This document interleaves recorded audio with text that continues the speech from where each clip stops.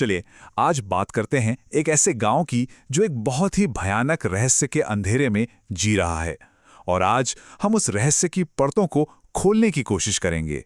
कहानी की शुरुआत ही होती है आधी रात के सन्नाटे से और एक अजीब से मंत्र से जो हवा में गूंज रहा है। यहीं से उस खौफ की बुनियाद रखी जाती है जो पूरे गांव को अपनी चपेट में लेने वाला है। मतलब ये एक ऐसे समुदाय की कहानी है जो मानता है कि जिंदा रहने के लिए उन्हें एक बहुत ही भयानक कीमत चुकानी पड़ेगी, एक ऐसा सौदा करना पड़ेगा जो किसी की भी रूह कंपा दे। तो आखिर ये डर है किस बात का? इसकी जड़ में है एक बहुत ही क्रूर मान्यता, एक ऐसे देवता की पूजा जो जीने के बदले में जान मांगता है। गांव वालों का मानना था कि मोलक ही सब कुछ है, अगर वो खुश है तो समझिए सब ठीक है, फसलें लहलहा रही हैं। पर अगर वो नाराज हो गया तो फिर समझ लीजिए कि मौत का तांडव शुरू हो जाता था, सूखा, बीमारी और अकाल। और यहीं पर कहानी का सबसे बड़ा टकराव सामने आता है।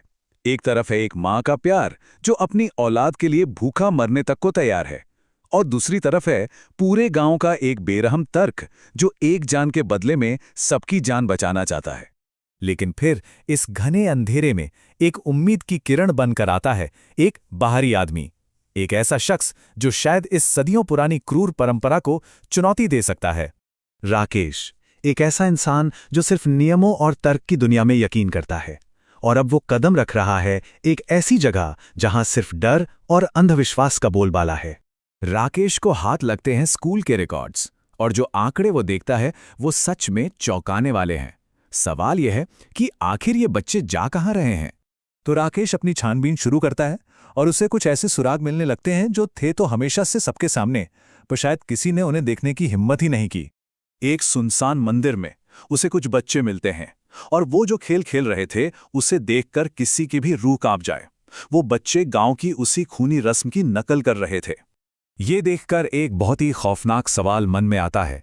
आखिर ये जहर गांव की नसों में कितना गहरा उतर चुका है कि अब मासूम बच्चे भी मौत को एक खेल समझ रहे हैं।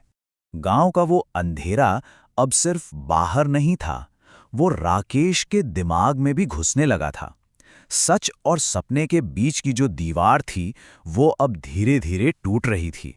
और फिर जलते हुए खंडहरों के बीच राकेश का सामना होता है उस एक इंसान से जो इस पूरे आतंक के पीछे था, पुजारी अघोरम।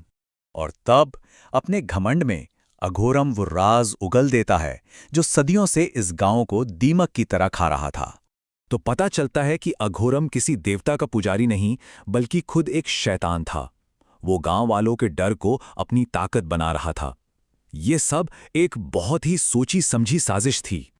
अघोरम की ये बातें सुनकर गांव वालों के तो जैसे होश ही उड़ गए। उन्हें ये एहसास होता है कि ये धोखा आज का नहीं बल्कि पीढ़ियों से चला आ रहा है। बरसों से जो डर उनके दिलों में था वो अब गुस्से की आग बनकर भड़क उठता है, और गांव वाले खुद इंसाफ करते हैं। अघोरम को उसी आग में फेंक देते हैं जिसे उसने सालों से जलाए रखा था। तो विलन का अंत हो गया, गांव में फिर से शांति आ गई।